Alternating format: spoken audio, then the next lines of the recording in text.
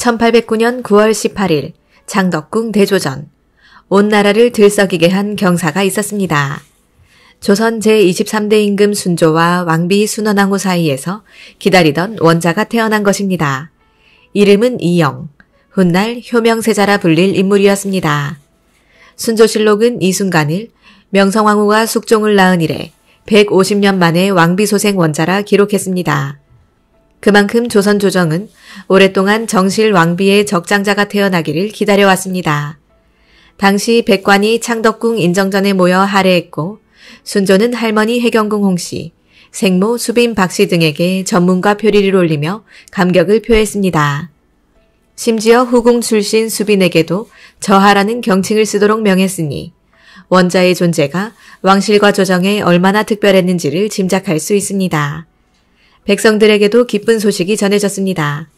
순조는 원자의 탄생을 기념하며 부역과 요역을 감면하라는 하교를 내렸습니다. 이는 단순한 경사가 아니라 나라 전체의 경사로 인식되었음을 보여줍니다. 그러나 이 아이의 운명은 평탄하지 않았습니다. 출생 당시부터 조정은 이미 세도 정치의 늪속으로 빠져들고 있었고 그의 앞길은 찬란하면서도 짧은 빛으로 끝날 운명이었습니다. 1812년 불과 3살의 나이에 이영은 왕세자로 정식 책봉됩니다. 순조실록 12년 8월 기사에는 만 3세에 세자로 책봉되다라고 간단히 기록되어 있지만 그 의미는 결코 단순하지 않았습니다. 조선왕조에서 정실왕비 소생의 세자가 등장한 것은 숙종 이후 처음이었습니다. 세자로 책봉된 뒤 그는 철저히 왕위 계승자로서의 교육을 받았습니다.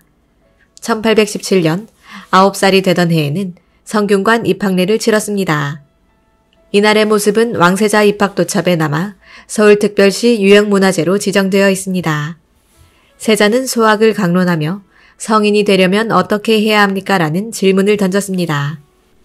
이에 박사 남공철이 일어나 저하의 물으심이 종묘사직과 신민의 복입니다라 답한 장면은 어린 세자가 이미 군주의 자질을 드러냈음을 보여줍니다.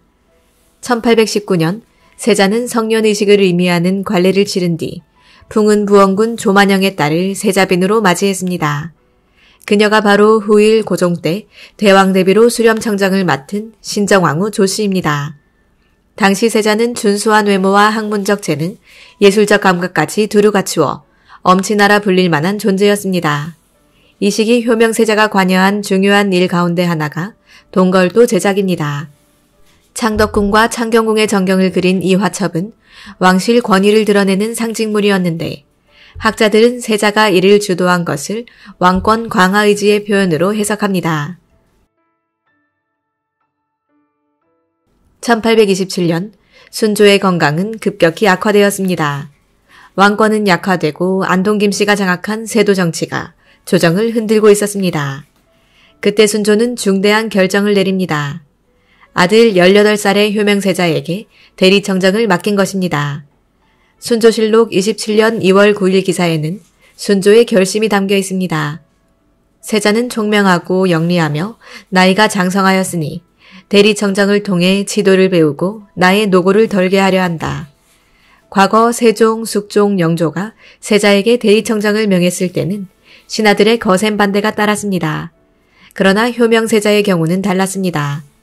남공철, 심상규 등 대신들이 일제히 환영하며 찬양을 쓸 정도였습니다. 이는 세자가 이미 널리 인정받고 있었음을 의미합니다. 젊은 세자의 정치적 감각은 놀라웠습니다. 순조 때 흐트러진 공직기강을 바로잡고 탐관오리를 엄벌하며 상벌을 명확히 했습니다.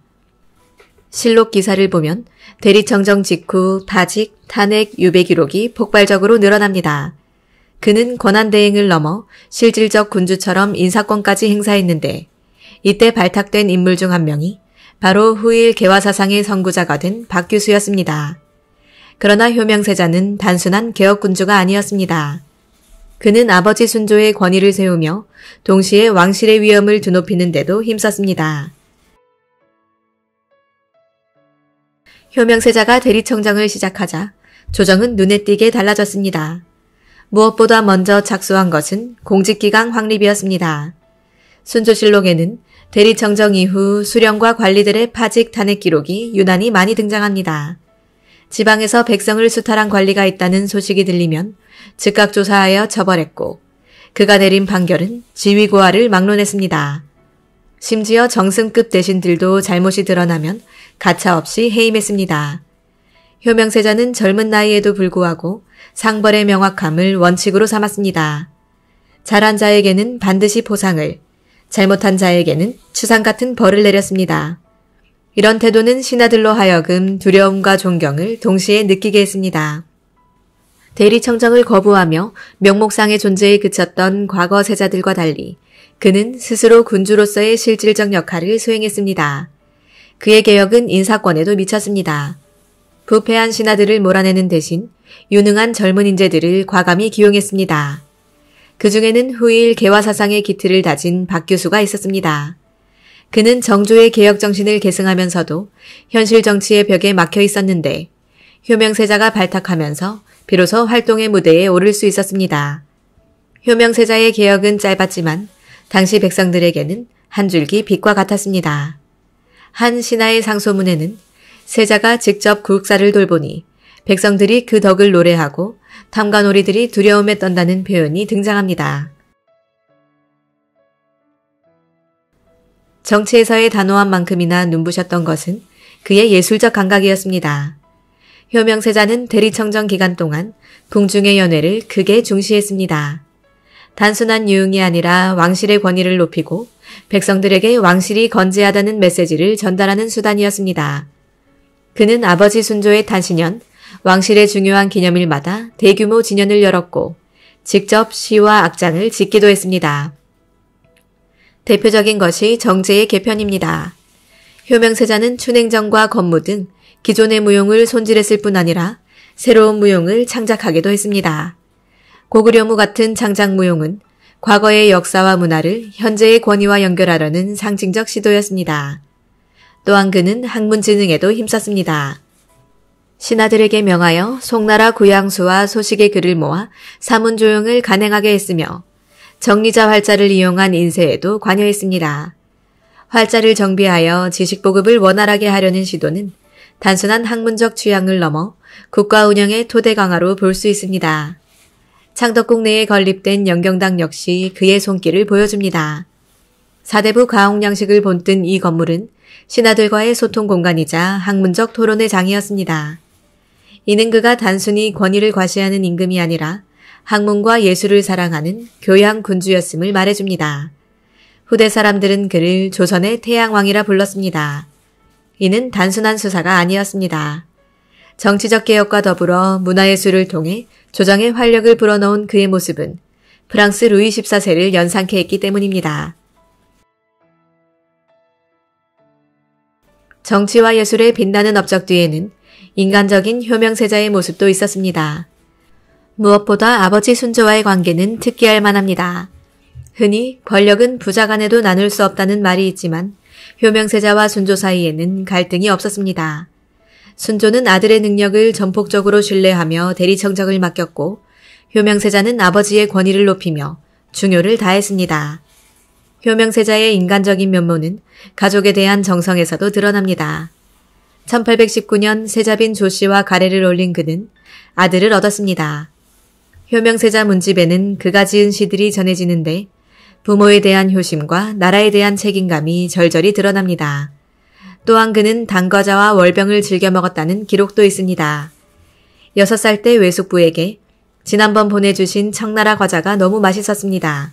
나중에 또 보내주시길 바랍니다라는 편지를 보냈다는 일화는 태양왕이라 불린 인물도 한낱 어린아이로서의 순수함을 간직했음을 보여줍니다.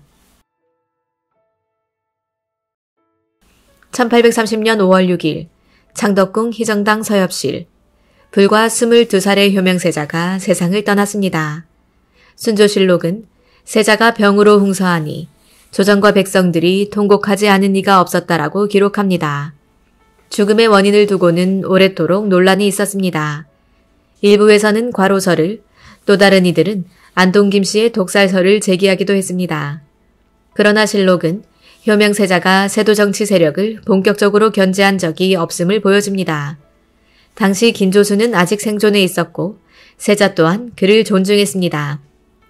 오히려 세자가 병세가 위중해지자 정약용까지 불러 치료를 시도하려 했다는 점에서 독살성은 신빙성이 약합니다. 진실이 무엇이든 그의 죽음은 조정과 백성 모두에게 충격이었습니다. 순조는 아들의 죽음을 내도하며 친히 지문과 제문을 지었습니다. 제문 속에는 아 하늘이 어찌 이리도 빨리 너를 빼앗아 가는가 라는 절규가 담겨 있었습니다. 이 글에는 군주가 아니라 한 아버지의 절망이 고스란히 배어 있었습니다. 효명세자의 죽음은 단순한 비극을 넘어 조선왕실의 계승구조를 뒤흔들었습니다. 효명세자의 아들 헌종은 7살의 어린 나이로 왕위에 올랐습니다. 그러나 헌종 역시 22살의 젊은 나이에 요절하고 맙니다. 이로써 정조, 순조, 효명세자로 이어지던 직계혈통은 단절되었습니다. 결국 왕위는 사도세자의 또 다른 후손 철종에게 이어졌습니다. 철종 또한 후사가 없자 효명세자의 부인 신정왕후 조씨가 흥선군의 둘째 아들 고종을 양자로 들여 왕위에 올렸습니다. 이 계보의 꼬임은 조선 후기 왕실의 정치적 불안정성을 여실히 드러냅니다. 만약 효명세자가 장수했다면 조선은 보다 안정적인 직계혈통을 유지했을 가능성이 큽니다. 하지만 그의 요절은 조선을 다시금 세도 정치와 권력 재편의 소용돌이 속으로 밀어넣었습니다. 효명세자는 생전에는 왕위에 오르지 못했지만 사후에는 여러 차례 추존을 거듭했습니다. 1835년 아들 헌종은 아버지를 국왕으로 추존하여 익종이라 하였습니다. 그러나 1899년 대한제국 고종은 상황을 달리 보았습니다. 그는 자신을 효명세자의 양자로 입적한 정통성을 강조하기 위해 효명세자를 황제로 재추존하며 묘효를 문조로 격상했습니다. 이때 올려진 시효는 무려 113자에 달했습니다. 채원, 천하, 석극, 정명, 선헌, 영철, 예성, 영경, 융덕, 순공으로 시작하는 이 장황한 시효는 그를 단순한 추종군주가 아니라 대한제국 황실 시조로 재위치시키려는 정치적 의도가 깔려 있었습니다. 능 또한 여러 차례 이장되었습니다. 처음에는 경종의 의릉 근처에 안장되었으나 풍수 논란으로 철종 때 구리 동그릉의 수릉으로 옮겨졌습니다.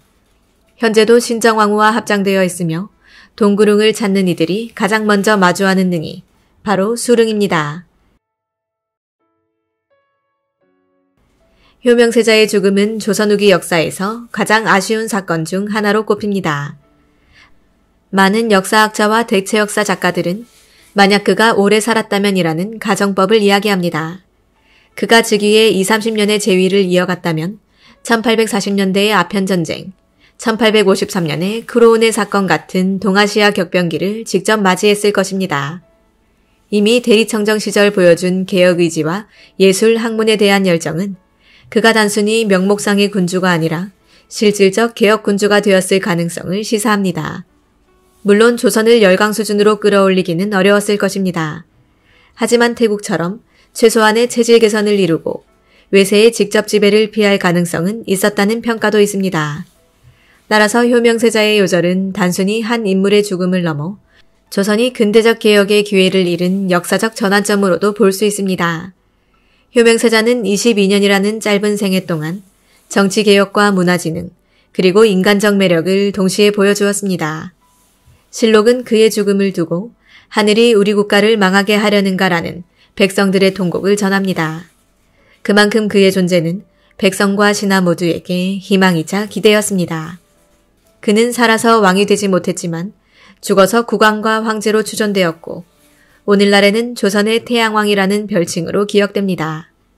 짧았지만 찬란했던 그의 생애는 역사의 아이러니와 가능성을 동시에 우리에게 보여줍니다.